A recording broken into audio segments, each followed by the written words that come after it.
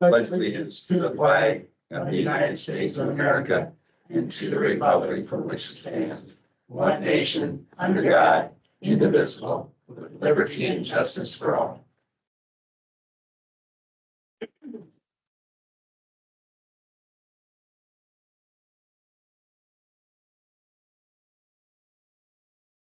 So can I have a motion to approve the agenda? First, second, all in favor? Aye. And we do have a presentation of the employee years of service certificates. I have two people here that are getting, have one 25-year and one 30-year. We'd like to do the 30-year first or the 25-year, gentlemen? Either. Let's do the 25 and the old guy. All right, so 25 years of service, we express our sincerest appreciation to Patty Meyer for the dedicated service to the Buchanan County government. After we do both. Yeah. Okay. And Mr. Kyle Lieber, 30 years of service. We hereby express our sincerest appreciation for Brian Kyle Lieber for dedicated service to the Buchanan County government. 30 years, and they're signed by the ISAC president.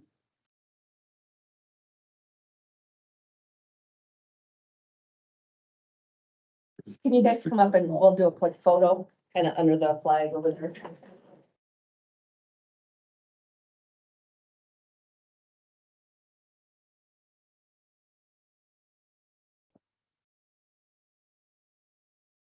Oh, we're between Clayton One at a and time. Dawn and All together, please. Brian, you can get in between here and we'll be on the end. Patty is our VA officer. Everyone look at me for the photo, please. Okay, we're good. Thank you. Thank you. Thank you. Thank you. Thank you. Congratulations. Thank you. Congratulations. you. Appreciate everything you guys do. Thank you. Now, just because you guys have that many years of service doesn't mean you get to think retirement yet. Okay, Never thought about it. good. Thanks, Patty. Thank you. All right. Yes.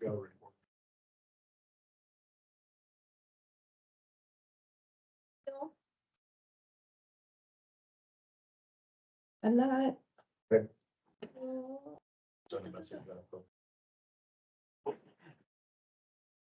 Hang on, I'll ask.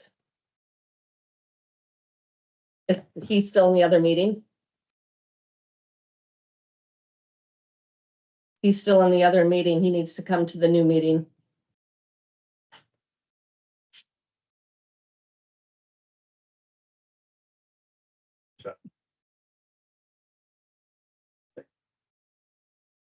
What I can do is click the button. I don't know nothing else. Can't be Chris's fault, my God. No, I'm not saying it's not my, I'm not saying that. All I know is I need to click the button. If it's technical, you can blame me. It's Jason's fault. He's gone. That's right. Okay, so we do have volume then. Make a motion. 18th, 2024 regular meeting. I have a first, do I have a second? Second. I have a first and a second, all in favor? All right. Can we approve the claims filed with the county auditor in the amount of $216,731.76? So move. Second. First and a second, all in favor? Can I? Aye. All right. Aye. Approve employee claims filed with the county auditor for $2,664.47. So moved. The first and a second, Second. all right, all in favor? Aye. All right.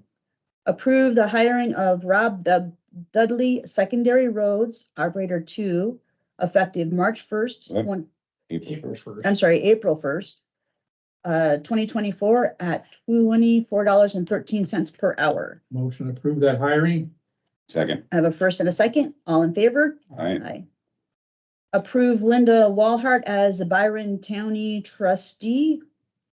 Make a motion to approve the hiring or for Appointment. appointment of Linda Walhart as Byron Township trustee. Second. I have a first and a second. All in favor? All right. Aye. Approve change order number 11 for the EOC. This is a three-way switch in the Emergency Operations Center. it goes to the very back door by the garage and then to right outside the door coming out of the offices. I believe that electrical engineer or they caught it on their inspection. They said it was unsafe. Make a motion to approve. Second. I have a first and a second. All in favor? Aye. Approve the minor plat for W.T. Miller. All right. I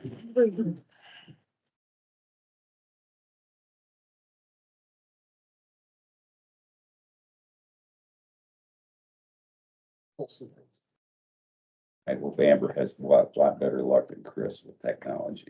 It was the other Chris that wasn't in the right meeting. Right? Not saying I wouldn't have screwed something up because this is not my forte by any means. After this meeting, you're gonna owe her a box of chocolates. I know. Rick, you have to spank him when you get down We will do our best.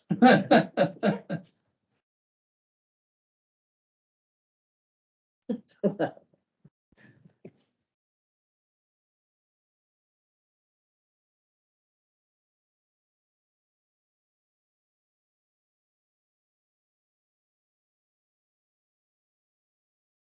Clayton, we might want to turn that a little more so people out here can see it too. There you go. Now you can't. You can see the township location, so this is on State Highway 100, up between Hazelton, Owine and Fairbank. On the, obviously on the south side of the road, so it's in Buchanan County. It was rezoned with the P and Z on November 1st, 2023, and then by you on December 18th, 2023. As far as items go, you can go ahead and click to the next image. You can see there was an existing dwelling, and then there's a couple driveways to the north that are in Fayette County. But in regards to the rezoning was unanimous. There was a concern question on the driveway request by the state. We'll show that on the upcoming slide, but everything's in compliance from the county engineer, county auditor. Rezoning wise, driveway was requested to be located on the plat. And you can see there with the dashed lines coming in and the dimensions. This was requested by the state DOT.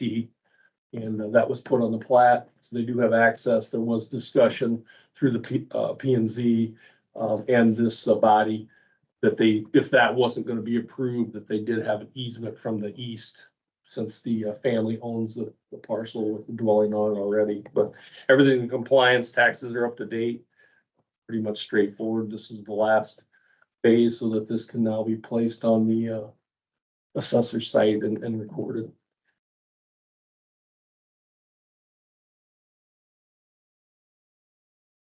I'd make a motion, we approve the minor plat for W.T. Miller. I'll second that. I have a first and a second. All in favor? Aye. Aye. Approve the minor plat for Richard Kinney.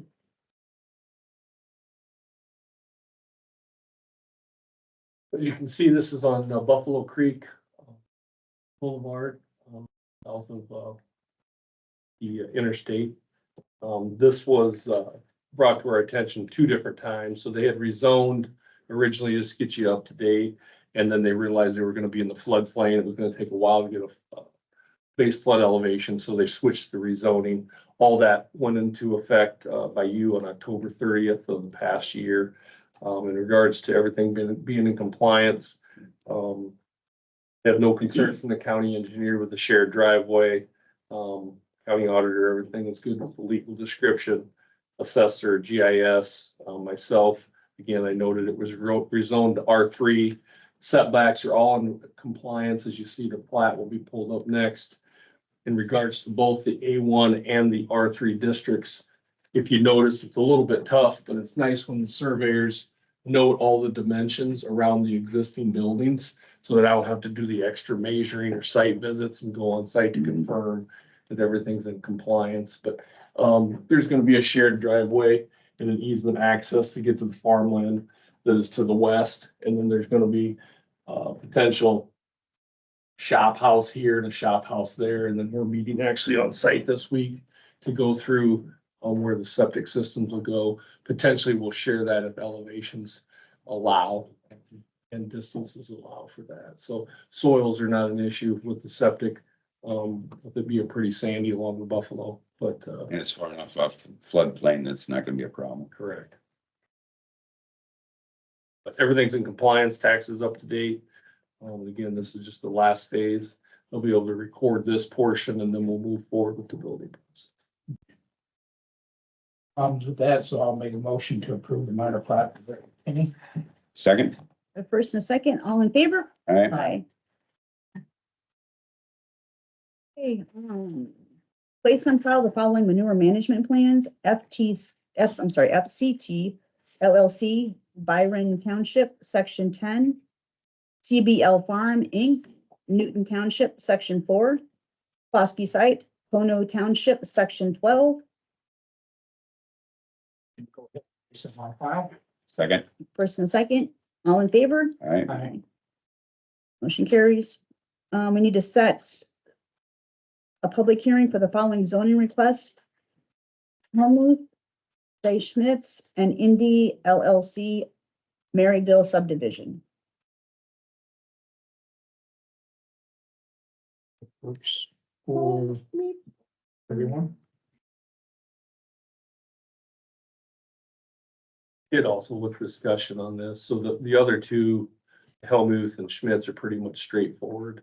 In case you would take any calls on the Maryville subdivision, just to touch base, have taken some calls as recently as last Friday. This was rezoned September 6, 2022, and then by you and October 3rd, 2022, and then we've been going through the preliminary plats, final plats, all those checklist items. Some of the concerns coming up are about a potential abuse or use of the private road, which is Lou Sandbuff's old subdivision, now Moraz. And I've explained to everybody that, you know, that's a private road. They designed it that way on purpose, so it wouldn't get annexed into the city for taxes. But they're concerned on golf court use and use from this new housing development going through and using their private road to the golf course and Denali's. And my answer is the county's done our job. We have a paved county road that can access both those properties. So that's a private issue. And I've been in discussion with Marty Brown, the association president, which is a River Ridge Housing Association, and with some of the concerned individuals. So you might take a call from Nancy Slocum, Marty Brown, or Rick Crawford. But again, I've tried to get Brad Nepper, the engineer, and that association together. And again, that's not a county issue. I just want you to be aware in case you take any phone calls. You can push them my way, but they're probably tired of talking to me about it. So that was more of a discussion and concerns that would have been handled in the rezoning phase. This is really the final plat is about, are our checklist items taken care of? Is the legal description good? Are they making all of their requirements made as far as the plans go that are submitted? So just want to share that with you. So there could be some discussion here, so we ought to schedule that one last. Correct. Yep.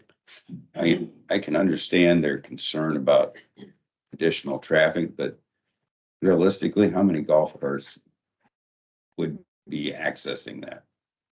You So- can't drive a golf cart from City of Independence out there. You've got 24 units, you know, and then realistic.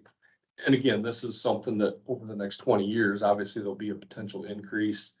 That's a financial obligation between the two associations that they can come to an agreement with private matter. There is already an established easement between Marty Brown's home and Nancy Slocum home that Lou and River Ridge Golf Club entered into to allow from that private road access between those two homes to access at that time Okoboji Grill and the golf course. So they're just understanding that it may increase liability concerns, but I think they're all professional enough and their ability to have a conversation, they'll get it figured out. But I did share with them, Buchanan County's not going to police it. It's no different than the private lane that goes in front of the Kegler property to Denali's. That's been private since 1900, so it's something that privately can be handled. Thank you. And we have dates. I do. Okay, April 8th. Helmuth will be at 9:15. Schmitz at 9:20. Indy LLC at 9:30. okay. Do I have a motion to set those public hearing dates and times? So moved. Second? The first and the second, all in favor? Uh, We have, We need to open those bids. 9:15 a.m. to open lawn care bids.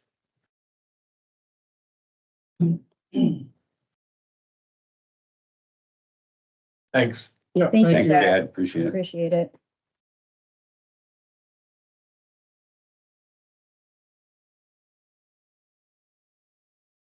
April Or- 15th, April 8th, 8th, excuse me. April 8th.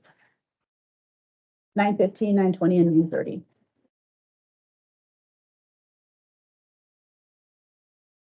Okay, we have bids. I received 3 bids for mowing at Human Services Food Pantry and the Public Health EOC building.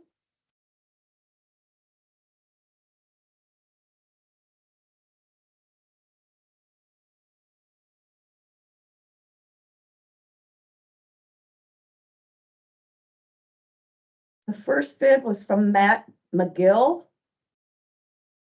And it's for Human Services Food Pantry, it's $50. Public Health EOC is $50.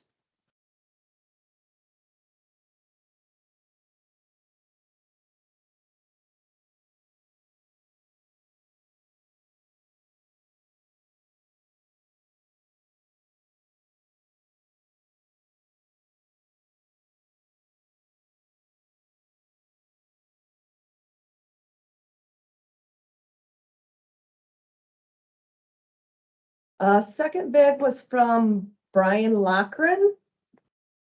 He even included details of what he would do. And for Food Pantry Human Services, it's $30 per mow. Public Health EOC, $35 per mow. He stated that would include mow grass, trim around building, edge of curb, along road when needed, remove grass and weeds in parking lot, blow off clippings from parking lot street, dispose of excess grass or weeds.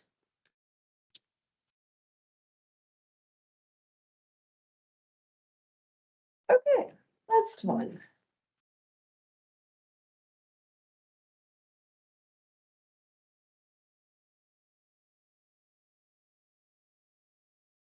Gino Lawn Rangers. Looks like they did what they would do seasonal. They didn't break it down per mow. Human Services Food Pantry, $1,200 per season. Public Health EOC, $1,200 per season. I'm not sure how you would break that out. If we get a lot of rain, could be good. If we have a drought, Not good. it would be good for them. I make a motion to approve the bids from Lock. I have a first, I have a second. I guess, a second on that. Do I have any other discussion? All right, all in favor? Aye. Good. Let's pop back up to the housing needs assessment resolution. Oh, Lisa's not here? Oh. She, I wonder. Can you spot it out there in the hallway?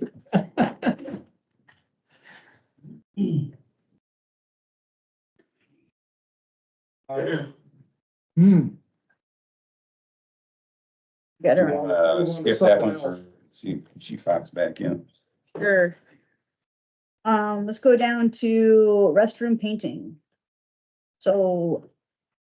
Are you texting her? Okay.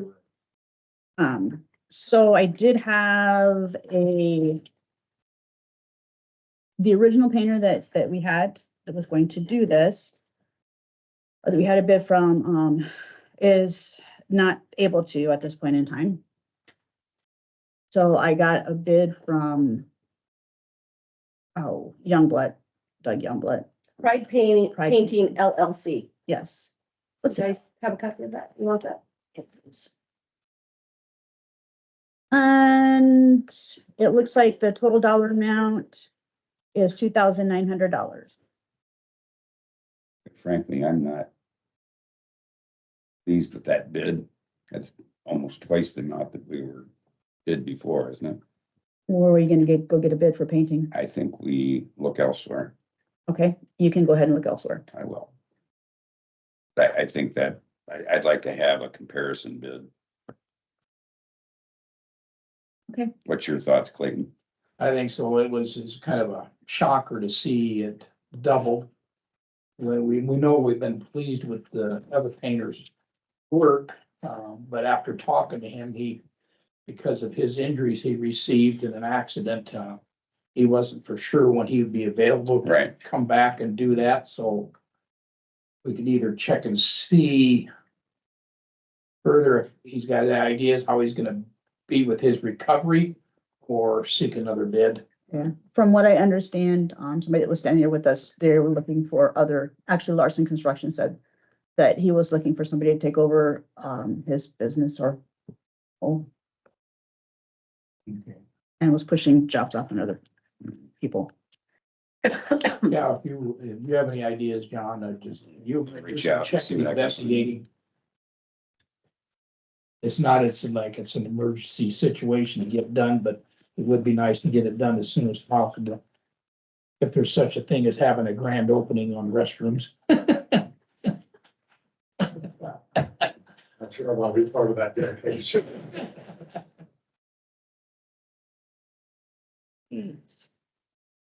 So restroom painting has been tabled. Essentially, do we need a motion to table it? Or since it's a discussion item, just move on? Can we just have a motion not to accept at this time until other bids are received? So that way this bid still stays in the run-in. So for example, if you guys get 2 other bids, if they're close, that way it just doesn't throw it out the window. Okay. I would ask for that motion. I'll make the motion. I'll second. I have a first and a second, all in favor? Aye. Aye. All right, let's discuss the bathroom lighting. Moving on. I did get bid from Curry.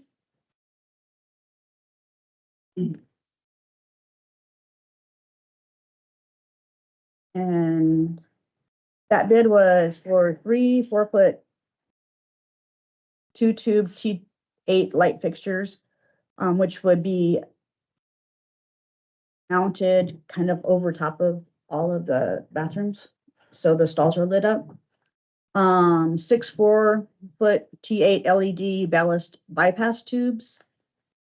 7 single pole motion sensor switches. And labor for a total of $790 from Curry Electric. The other person, wait, you want to fill that in? I reached out to another local electrician and his verbal hasn't got the written to me, but his verbal to me was it's going to be about 4 times that amount, but Curry bid. So moving forward, I would make a motion to go ahead and have Curry Electric LLC do that lighting project in the restrooms. And just out of curiosity, I'll second the motion before we vote. Okay, any other discussion? Yes, those are LED, so we're not putting in fluorescence or anything. Right. Yes. And I think it's gonna be great to have the motion sensors. And we're gonna set it so the timing's long enough to people to go in there and do what they need to do in the restroom, because there's been multiple times when the lights been left on. I've even been in here after hours, after the courthouse is closed, and noticed the restroom lights have been left on, so I think it's good to have the sensors in there. Yep. I have a first and a second. Any further discussion? All in favor? Aye. Motion You can do the carries. contact to have him do that then, Vance. Sure. Okay, there's also downstairs, I think it was the old radio room. There is a fixture on the wall old conduit that needs to be torn out. Jason had asked about it. He's unfortunately on leave right now. And so I went ahead, since Curry was going to be here, I asked if he could give us a quote for parts and labor to remove that. And I did check with Jason. He said there's money in his budget to do this. So that quote came in at $230. What room is this again, Dawn? It's the room right now they have. Right now they have like a printer in it and. So it's in the shelves. north secured area? Yeah, it's in the north security. Okay, all right. It has all the old hard drives and that kind of stuff and those barrels. And Yes. Yeah. So that was $230. Yeah, Right. would like to see that stuff removed. It's unused. There's no need to leave it hang there and get complications in the future. I'd second that motion. So a first and a second, all in favor? All right, Aye. Motion carries. Oh, Lisa. that's all right. Long enough.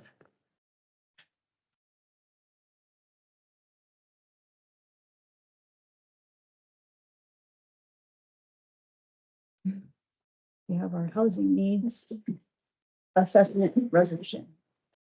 So all of the communities have passed resolution as well as economic development. What this is for is the new housing needs assessment that was done by our organization. Headed that move. The reason for the housing study that's done throughout the county is to provide opportunities for the communities, not only to know what their housing stock is, know what they need to, where they're looking at to add additional housing stock. And it's very important for any grants that are being put together for different communities. I know not only for housing grants, I know Ty Burkhart had used it for a grant that she was working on in information. Once it's all completed, we'll be doing a good big press release about it, and it will be available on our website. It can be something that we can make available on the county website if you'd like as well. But it's just, it will be good for the next 5 years. We did this in cooperation with, we received a USDA grant for it. We also received a grant from the City of Independence to assist with this. We received a grant from Mid-American Energy as well. And then our organization covered the additional rest of the cost for this housing needs study.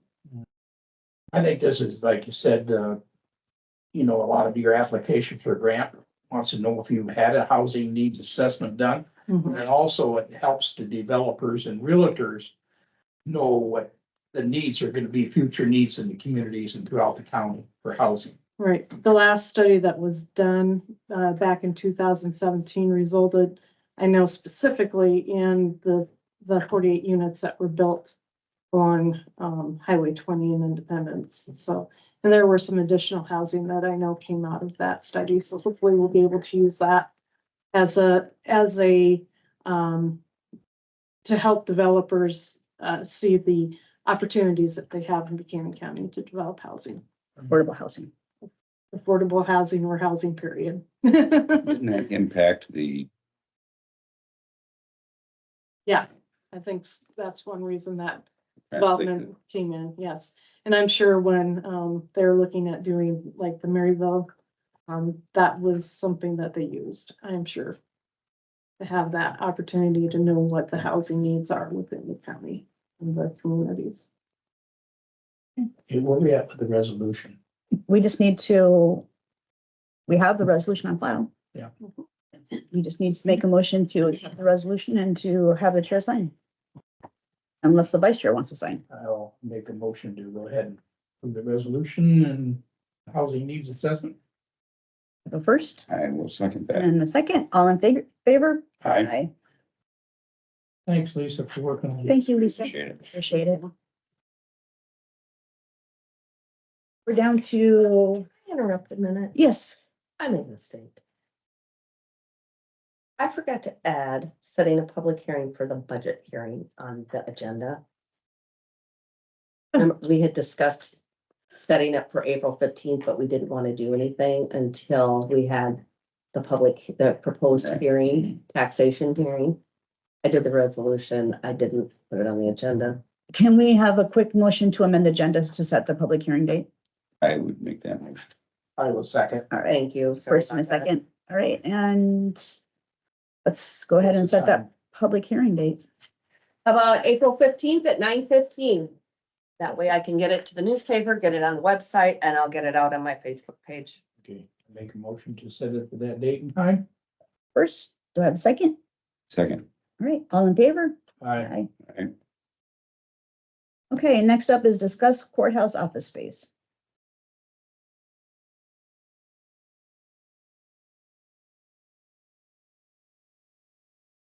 So, Chris and Rick moved their office out of that center office downstairs in the north part of the building. IT, Jason and Wong would like to take that space. I know Clayton had gone down and looked at it a little bit. There are some switches that have to be kind of essentially protected. And that space works out very well for both of them. I don't know. And I know Rick knows the history of what happened down there in the north. Like at one point in time, we didn't even have a conference room down there until Jason started clearing some stuff out and emergency management helped them. And so we eventually got a conference room and they've been working on the stuff down there. Why, I think by having both the IT director and IT assistants in the same room is very beneficial for communication back and forth, so they don't have to keep it going, either walking back and forth in the hallway to talk, or it seems crazy to have to make them do texting or emailing back and forth when they're sitting at their desk. So I think this way they can just do a shout out. I know it worked good for Rick and Chris down there when they had a lot of communications between them when it's very beneficial to be in the same room.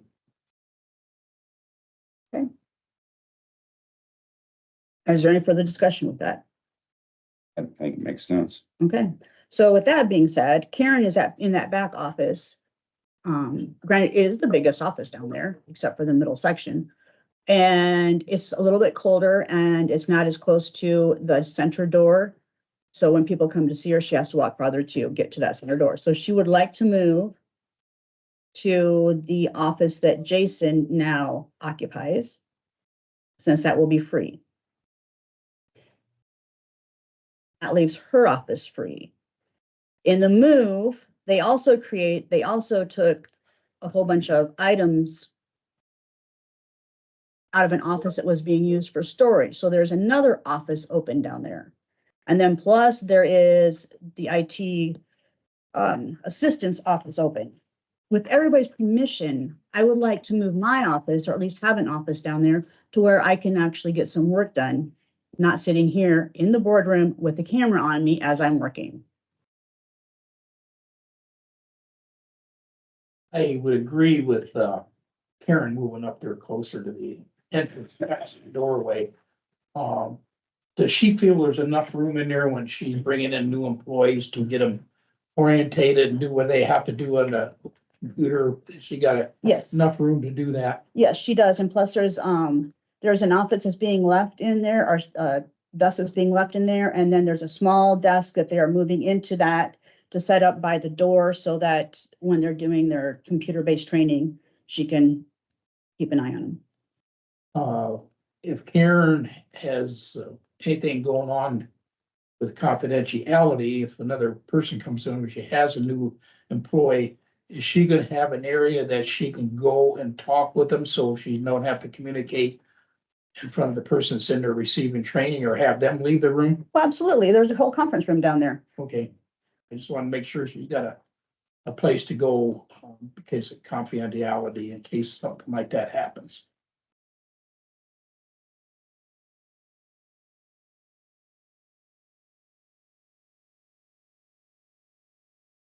As far as another supervisor, if there's an available area, I don't feel I have the power to stop that from another supervisor if there's an available room for them to work in, so they need to do what they feel they need to do, in that case. Myself, I like being up here and available when people look in the window and they can see me and they can come in and talk to me.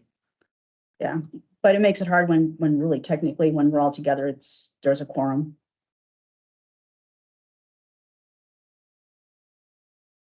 That's entirely up to, I'm gonna leave that entirely up to you, what you feel you need to do on that, Dawn. Okay. Appreciate it. John, any thoughts or comments? I'm gonna let you do what you wanna do. I kind of feel the same way as Clayton. I want to be approachable, and being in the secure area, I don't think is the right answer. That's your decision. You've been pretty steadfast about that ever since you came on board, so. I have a phone. Anybody can call me 24/7. I answer it in the middle of the night if I have to. And I am still approachable down there in that area. I'm just not sitting in the boardroom, potentially creating legal problems at some point in time. We need a motion. I would say we could, I would make a motion that we allow the reorganization down there of IT going into the center area. So they can be placed together.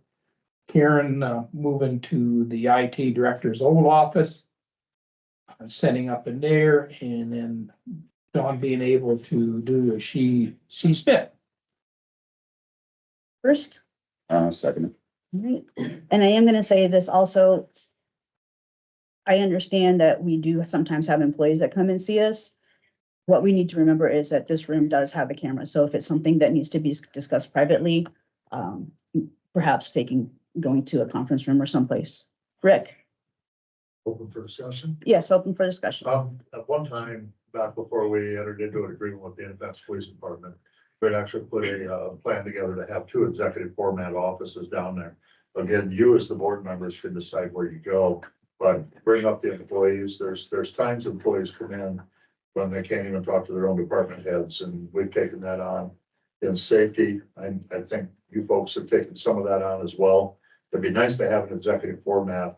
I would entertain you do at least 2 offices down there for an executive format. You could share or bop back and forth of what you have, but the space is opened up. An executive format to be able to do it.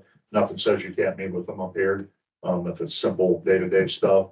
But sometimes there's some secure things that they do. So we entertained that quite a few years ago, and we've been back and forth on it. So I think that's good management practice. I really do. Which office were you thinking of going? Long's office? Long's office, but then the one back there where Karen is, right across from where the refrigerator and the microwave are.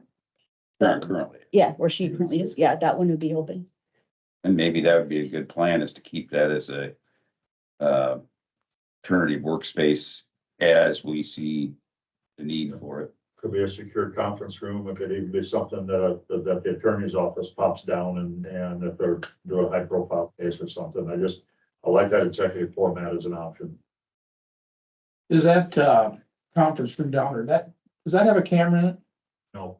Hmm. Cameras are on the doors and in the main hallway that sees both doors. Otherwise, nothing in any of the offices. It's just that center door and at the door coming into that secure area, so, in the hallway, When you relocate out to EOC, yes. does that mean your owl goes out there also? We have an extra owl that stays down there. Okay. That was bought specifically for that, Okay, so you'll have the same conference capabilities. I think 2 of the monitors are going, but there's still gonna be a same conference, ability in there. Yeah, Very good. We love it as such. Yeah, I think there'll be still 2 or 4 monitors left, so.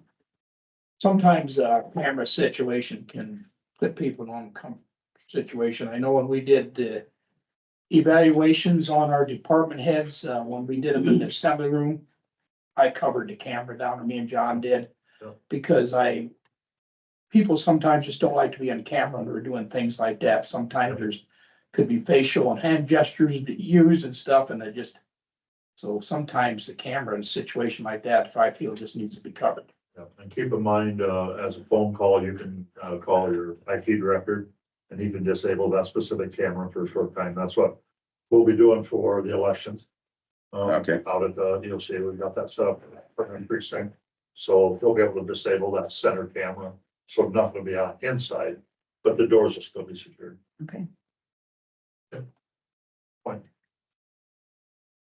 I would think that where you're at right now, you would easily be setting yourself up for the violation of the open meetings law. And, boy, in this legitimate state that we live in you're putting the county at risk by staying where you're at. Yeah. In my opinion. That's, We had a 2-hour session down at ISAC last week or 2 weeks ago. All in reference to the open Shouldn't meetings. have to be that way, but that's what we're living. It's kind of ridiculous, but it's the way we are. That's why in the counties that got, 5 supervisors, at least 2 can be seen together. yeah, it does make it hard to work on stuff. All right, so We have discussions about things we've never had a discussion about and have to make a decision. so we have a first and a second, and then leaving that back office open for, executive Multi-use, yeah. use. All right. All in favor? All right. Next up is Pioneer Cemetery internment. So we have somebody that would like to be interned there. It's very close to their property, and I believe, if I remember what he said correctly last week, that I think that they actually might even mow that cemetery and take care of it. What we need to do per our ordinance is we need to grant permission for them to be buried there, and we also need to set a price, or if we're going to charge for the burial plot. I would make a motion that we approve it and reach out to the township board and let them make the decision on what the charge would be. Okay, We're not involved in that at all. right. They wouldn't get the money, they would get the money. And that's Jefferson Township. Yeah, Jefferson. I have no problem with that. I think it should be allowed, so I'll second that. I have a first and a second. What do we need to do is it a county ordinance that needs to be updated, or what type of ordinance needs to be updated? Nothing needs to be updated. It's just. Okay, per I just ordinance. misunderstood you then. Yeah, per our We have to ordinance. get permission. For the Pioneer Cemetery to proceed. Okay, Yeah. all right, thank you. Bob? Well, I was just went home and kind of did a little research with that, with us running the Brandon Cemetery.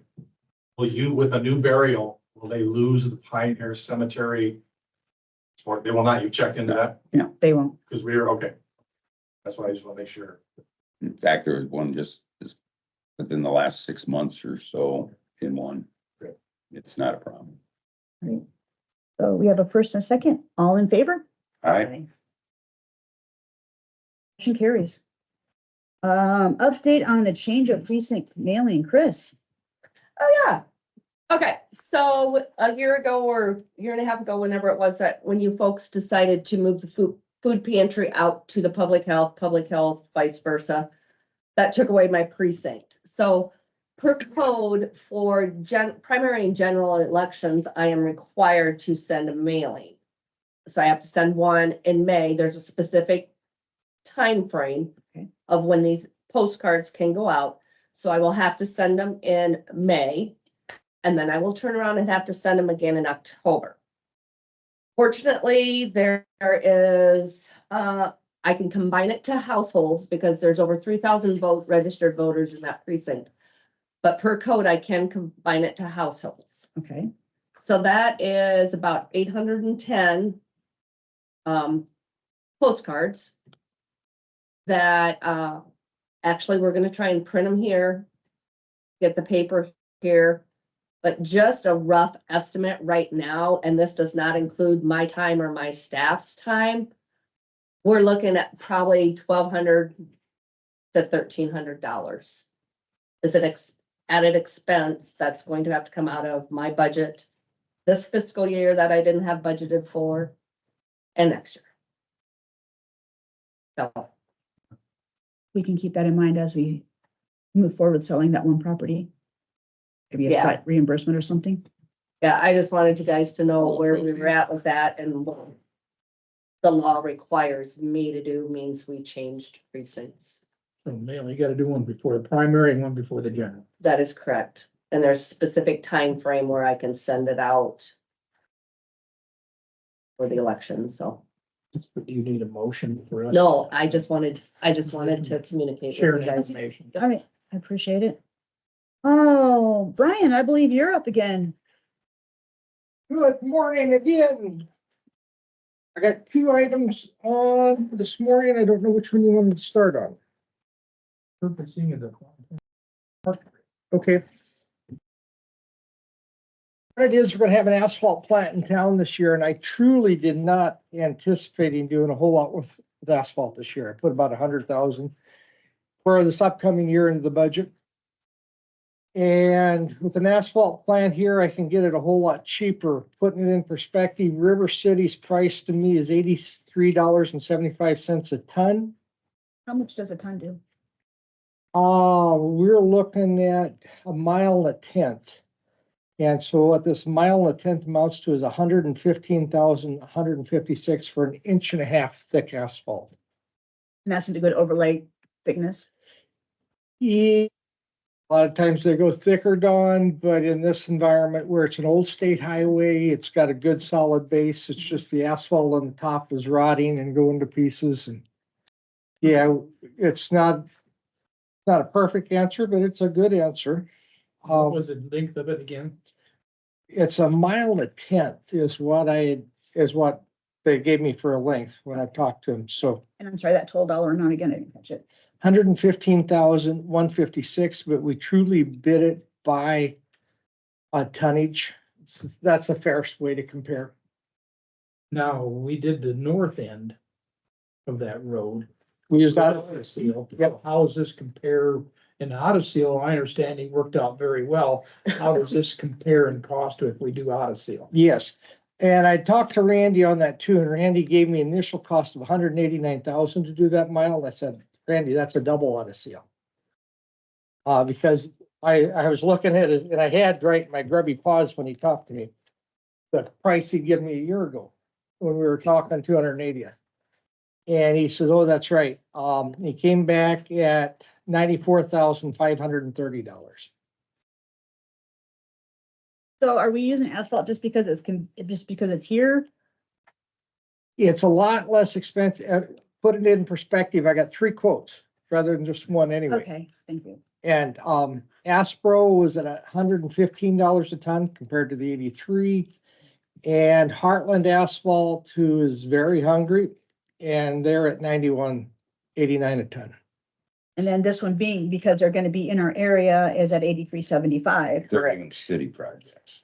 The reason that River City's got the plant in town is because they've got Old Highway 20, or not Old Highway, US 20. They are doing an asphalt overlay on US 20. Oh, And I thought he said 187 to Independence, but when I drive it, it's worse from 187 to Manchester than 187 to Independence, but maybe they're doing the whole thing. There's another couple roads we can drive without hearing the bump, bump, bump, bump, bump, bump. And those are asphalt ones. I get joked on the concrete aspect. So, Yeah, I had to pump you on that. yep. So I've only had 100,000 in there and this is 115 just for this one. I'd have to shift some monies out of my concrete patch and put over there. Yep. Funding what? Yep. Why you're gonna take it from. And then the other thing that was in the same breath was Fontana Bridge. Now, this is a special oil on that, that's supposed to work good for covering wood. It's asphalt's basically considered as a permeable material. And that's why it's so bad to cover a concrete bridge deck with asphalt, because what happens is the salts will go on through and then they never dry out and they get to work year round. Then it rots. If it's a wooden bridge, it's gonna rot potentially. Possibly. We've got the Fontana Park Bridge there, but it's got a different situation in the sense that if I didn't put asphalt on there, what would happen is the horseshoes would eventually eat through the wood real fast. the drill tech, that's on the horseshoes would eat up a wooden bridge deck real fast. They're eating up our concrete bridge decks too, but this asphalt we put in there when we built the bridge about 1996 needs some help. They've got the special asphalt mix and it amount to about $205 a ton, How many tons needed? about 40. So that's about $8,200. Is that same material that was used on the Cedar Rock Bridge? No, not at all. Yeah, we used an epoxy on the Cedar Rock Bridge and I've had a bunch of conversations with Alex that we tried putting a chip seal on there too. And the chip seal really did not work.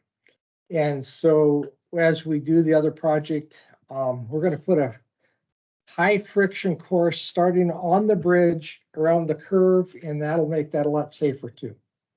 Is this something that we need to make a motion, or are you just informing the? It's informing, Oh. it's informing, but I want to make sure I got you guys' concurrence too, because what it does, all right, so I start using up all my asphalt monies and I'm stealing out of my concrete. We got to realize that I don't have a limit. It's not an unlimited budget in either of these. So in other words, if I get another asphalt opportunity, I'm kind of back to where am I going to steal from? So there's about a $21,000 difference between the 1.5 inch asphalt and a single layer of auto seal. Yes, but I do think that's, so the additional cost is well worth it again. I do, It's gonna I be a do. Longer lasting road and better road. Correct. I believe it'll be a much longer lasting than the auto seal. Will be wise use of that additional dollars. That's my belief, yes. Even though 2-3 years, we're gonna have to do a crack sealing because that asphalt's gonna crack through there and we'll have to come back in and seal it, but Clayton, I have no doubts it's the better answer. Sometimes you have to reseal the other roads too on cracks, so. Yep. Yep. Trade-off. Yep, no, that's expected. But I didn't want to stand here saying, it's permanent, it's a low class. And what time what is the month, do you think that plant's moving in? I would bet it moves in May or June and where they're up running July, August, September. Okay, and can like the other cities in our area have use of that? Like, is that something that they can potentially? I would bet any city that's interested trying to get in touch with, River City was pretty competitive in here too, from 83 to 91. Or, excuse me, River City was the low. They're having the plant. Heartland was pretty competitive, even at their 91, and those guys are hungry. So the right answer is talk to at least two. The right answer is probably talk to all three. Right, That's interesting because Aspro's got the contract for the city this year, for the city street overlays. I thought when you said they're gonna have a plant, I was thinking Aspro was gonna move something out here. Yeah, no, Aspro's got the one in Waterloo just So off. they'd have to truck it from. Yeah. Yep. I think there's Lucas that does it too, but they do stuff on a smaller scale. I've I never believe- dealt with Lucas. Yeah, I'm not familiar with them. Okay. So Okay, this, thank you. so I have it correct for the minutes. This is for that section of Old 20. 150. No, old Highway 150. When they built the new 150 up by Fontana Park, up by Fontana Boulevard. So all of this with the Fontana Bridge and this asphalt is all for up at Fontana. Correct. No, it's Fontana Boulevard because that's 125th Street that goes across. So it's all Yeah. up by Fontana. Up by Fontana, yeah. Yeah. But I'm not doing 125th at this time because I don't have the money. And that asphalt's pretty old up there too. I think we're all on the same page. That's Thank you. what Thank you. Okay, let's go down to the construction program, intercog funding. Yes, what it is we have the ability to get more monies out of intercog than what I've got listed in my budget. And I'm not sure how that is for sure, but I didn't want to ask too many questions because my memory is I was just under 1.5 million and they've got me listed at 1.721. So that means we get more money That means we get more money. if you just It's- change one figure. Change one figure. It's easy enough to go in and I've already done that. Then I've also got another one, which is also to my advantage. And that is the fact that they are, they have me listed as W45 up by Aurora rather than W45 on the Buffalo Creek. And I don't deny that the one up by Aurora is in worse shape. I just thought I was going after a bigger money because that's 1.9 million I'm getting there. And so 1,950,000. And that is listed for W-45. That is listed for fiscal year 2026. And if I can keep from spending too much money, I'll have monies for those times. Yes. So then we're gonna do the road up by Aurora then instead. Yes. Okay. We'll still do the other. We just push it back a couple years. Actually, we swap them back around because I originally had W-45 by Aurora first. And that was this past year, since I thought that this was W-45, they were funding down there. I shifted it back. Now I'll turn them back around. And I physically did all that and had a cleaned up sheet. I don't want a different budget sheet. We just went through all of that. I'm not going back and changing. No problem. I'm not, If you need to do an amendment, don't need to do any when we amendments. get to that point, then absolutely, but I I really just, don't want to redo the whole budget. I just need to make the changes here and submit it to the DOT. And the board was all sitting in there when we were getting, I'm gonna use the term lectured, if that's a polite enough way, from the DOT saying, get these budgets in before April 15th. And so that's another, but they also said the DOT budget can be different than the county budget. They made that statement there. And then all it takes is a motion from the board approving the DOT budget, and I can submit it. And if there's changes that they want to make, they make a motion to make any changes.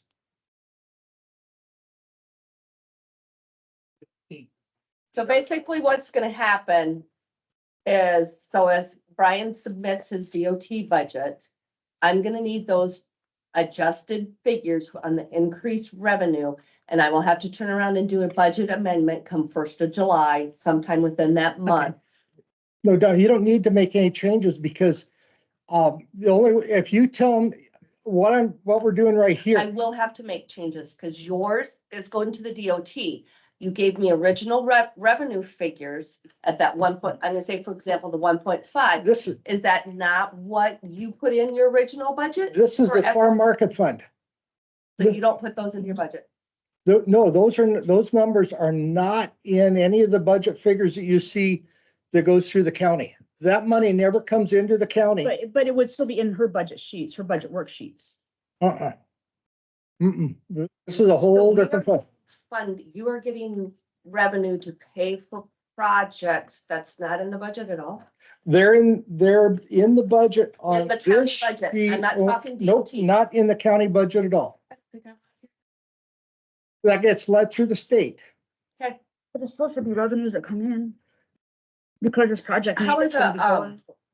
How are the Here we are, expenses project. paid then? How are expenses paid straight from the state. So we'll let a contract here and that money will never come into the county. It gets paid directly to the contractor. That's almost all my federal funds. There's a couple exceptions, but not in any of this budget. So no, we never see those dollar signs come into the county. It's just, that's how I'm doing my concrete overlays. That's how I'm doing my bridges, generally speaking, other than when I use local crews. And they have their own set of rules. It's another, this So is another, basically, in reality, what you folks approve for Brian's secondary roads budget, It's just a portion of it. there's really no way to give the public a true figure of what our revenues are and what our expenditures are, because this is completely separate. We never see any of that. The public never sees any of it.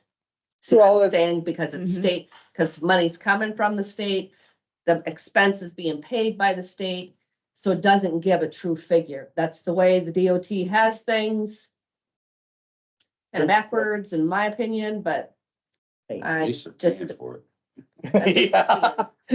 Yeah, see, to me, that's Kind of lack something of else that transparency. needs to be addressed and taken care of by the legislature, but they don't care about this stuff. Because this creates mass confusion at local government level, Mhm. and they don't worry about it. no, but on the other side of the coin, we're not sure we want to open that up, or they may just keep that monies too. Yeah. But it just doesn't paint a true picture of what's going on. Or what it truly costs. No, that's why even when I was talking here about my farm market fund where I get 1.4 million a year on that. It confuses me if we got two different time frames of approving budgets. Yours with the DOT is earlier than the other ones. Yep, And it is. And I'd like to see them both on the same page sometime, and I think that would. I think everybody would. That's not gonna happen. No. Okay, So we need to approve. Well, I Not to would, get I that think, on the I agenda. think I would put that on the agenda, Right. but this was trying to get in the right environment to have that discussion. Here is kind of what was going on too. So we So have we to want to put, get that off for a formal request to get it on the future budget, Yep. well, we had this under discussion. Why do we need to rehash it again? because we're not. Hey, if everybody's, I would love it if you said, yes, we make a motion to approve the budget. I don't think it's not, You don't need a motion. it's not the budget. It's the DOT program It's and the budget. DOT program budget. It has nothing to do with the Right. county. That's where we have to make sure when the motion is made that that is put in there. The DOT program and budget, yeah, that works. I will make a motion that approve Mr. Kyle Eber to pursue the DOT funding. DOT motion, budget and program. And then if the county program is different, then we can make a motion to change that. It's one of the things they said, but we don't, she said they don't have to be the same too, so. But yeah, don't confuse the issue. motion. Have a first and a second. All in favor? All right, Aye. My apologies and thank you very much. go any further. There was a question about, you had a bridge on D 48 and one on 150th Street that you applied for, but you didn't think you were gonna get there. Yes, there's a research project right now being forward, which lists our Daubenberger Bridge, and that's why I threw out the email. I just saw this, that probably came in Friday, that email did. And so that tells me, Brian, I need to get to the research focus group meeting to keep pushing that project forward. And that is for orthotropic bridge decks. And basically what you're gonna find is a metal bridge deck. And then we coat the surface on that with something to give us friction. And there have been orthotropic bridge decks in the past. They've used it, really like them for speed of construction. And stuff that's constructed really fast falls apart really fast though too. Well, the issue that they've had historically, orthotropic bridge decks have been around since probably 1920s or 30s. The issue historically has been they developed fatigue over the years, but those are on roads that carry 20, 30,000 vehicles a day and not on our county road system. So they would typically try and build it on the county road, monitor it, see how it's performing, and then take it to the next step and put it on this. Why I said the county system, they like to do the research on the county system because we react so much faster. If changes need made, we make changes. When you get into the expression I heard you once, making a change in Caltrans is like turning a battleship. Doesn't happen easy. Well, I think some of these overlays on these decks that you gotta be, their temperature requirements are, you can't below freezing on some. of them. No, on patching even, yeah, if you're doing deck overlays, then it's a whole other ballgame, yeah. But, so in answer to your question, that email I sent out was trying to get some research funds where they basically pay for the bridge deck.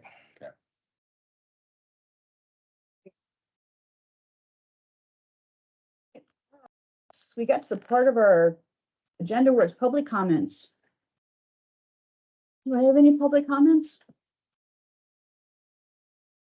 Hi, Bonnie. I'm sure you've all seen the new headline stating that wind turbine impact on home values is much lower than previously thought.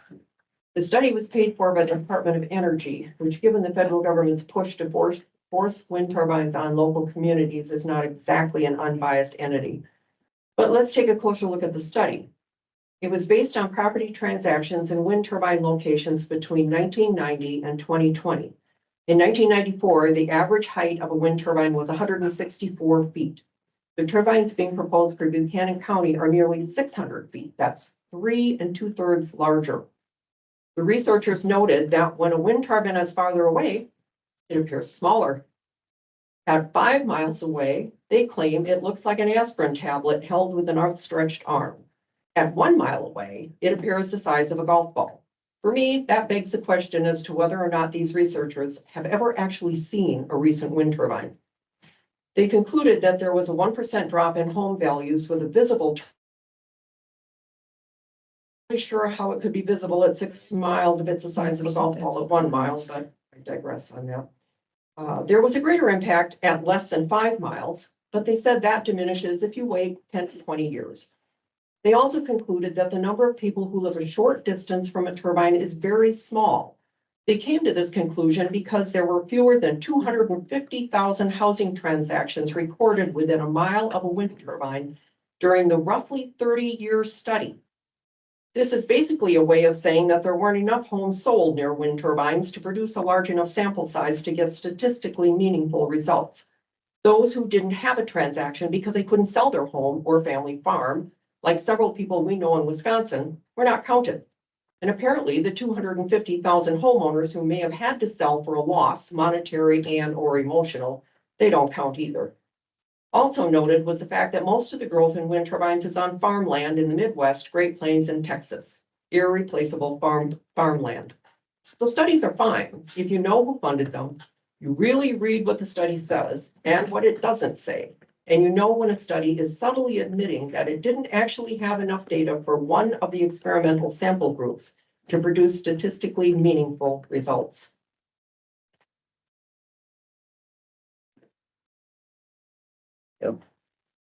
Okay. Okay. Go ahead. Okay. The electricity that's produced by renewable energy sources such as wind and solar can't always be guaranteed. For example, there would be less solar energy when the sun isn't shining and less wind power when the wind isn't blowing. It's also difficult to store and use later. So if you're looking for power when no renewable energy is available, the system will instead need to rely on backup sources with higher carbon intensity, such as fossil fuels, aka coal, oil, and gas. We could also throw in nuclear energy, which has no carbon footprint.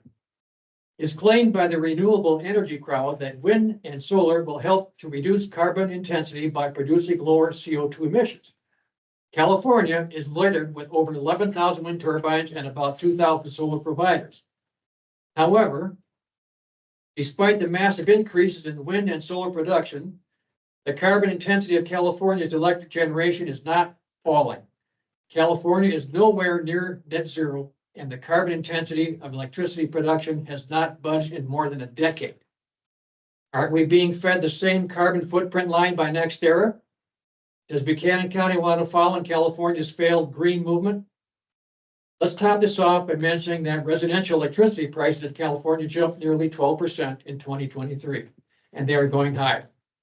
As mentioned earlier, all 5 Wisconsin public utilities are raising their rates using the cost of constructing wind and solar farms as the reason. Here in Iowa, Alliant Energy raised rates in 2022 to research renewables. Now we are told that they will be raising electric rates in Iowa in 2024 and 2025, using the cost of constructing wind and solar farms as the reason. That's 3 rate increases in 4 years, thanks to wind and solar. I think it would be great, if some of these presentations were given at Washington DC also. I have a comment, but I'm just gonna bite my tongue.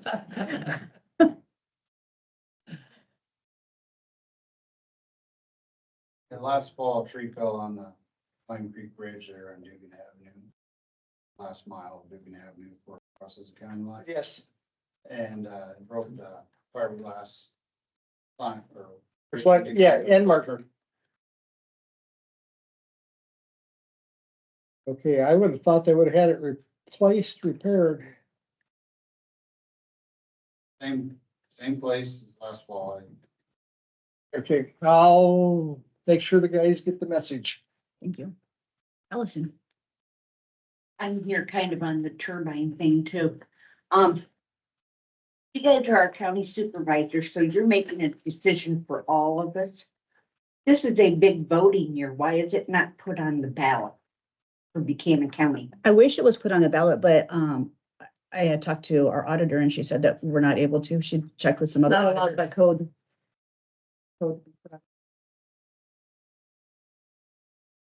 I had the same thought. I think that would be just a good way to do it.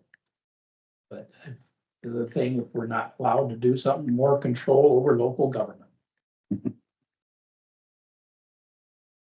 I just thought it would take the heat off of you guys and try Well, to make the decision. I've wished that many times, Allison. Well, we have to be aware that there's legislation down in Des Moines right now that they're trying to take any control from the counties on alternative energy. And if that goes through, all of our work is for naught. But we can still work on it, and that has not gone through yet, and we've heard from a couple senators that said it won't go through, so. But they have change in legislatures, a revolving door down there, but that's my prediction in the future. I mean, they did it with everything else. Look, just this is a much smaller scale, but look at how the counties work so hard on doing ATV, UTV ordinances and stuff like that. Spent a lot of time on it. And then lets the state turn around and do it. And after the county got this all done, and the state says this is the way it's gonna be done. Hey, Chris, So- can we put ATV, sorry, wait, can we put ATV, UTV on next week's agenda, please? Put it on any agenda you. Thank you. Yeah, Go ahead. yeah, and we need to take that off because That memory. a bit, an ordinance on something like that, because the county has allowed off-road vehicles basically on public roads. We have an additional insurance liability charge that we pay every year of $900.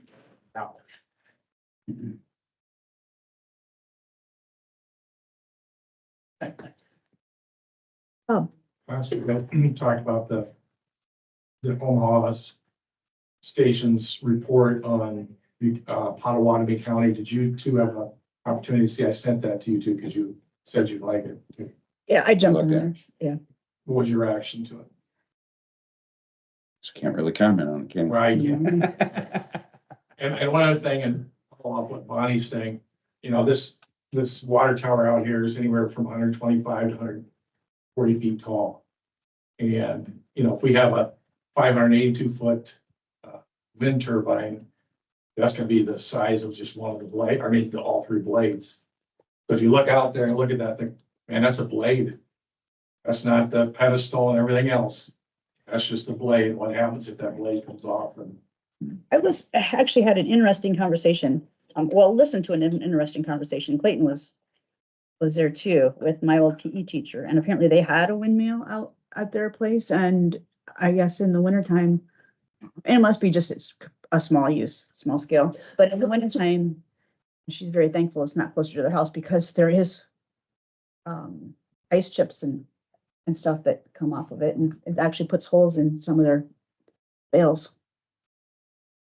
We're gonna want to take it down when they find a reasonable cost to take it down, but they replaced it already with a solar array. Looks like you can go to Raleigh, probes there, and you can see the windmills in the next county. And they're only 325 feet tall. About that big, right? Yeah. you can go to Geyser and look look west, and you can see the Grundy County ones. And when I lived in Traer, you know, Gladbrook was 25 or 30 miles away, and we could see the blinking lights, so. Yeah. I did make an observation when I was in Des Moines, on their skywalk, there's a picture of windmills. I'm like, and look at our license plate, there's wind turbines on the license plate. It's like they're trying to get us used to seeing them everywhere. Subliminal marketing. And again, there's not been one organization, that's federal organization that said that windmills are safe.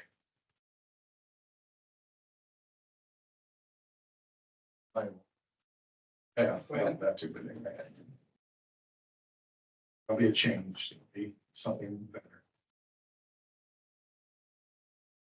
Anything further? Anybody? Any more comments? I make a motion to adjourn if we have no more comments. I have a first motion to adjourn. Do I have a second? Second. All in favor? All right. Thank you, everyone. Thanks, everybody. Appreciate it. Brian, how's that bridge coming down there? west of Brandon. Well, we haven't really, the guys were down there cleaning some trees out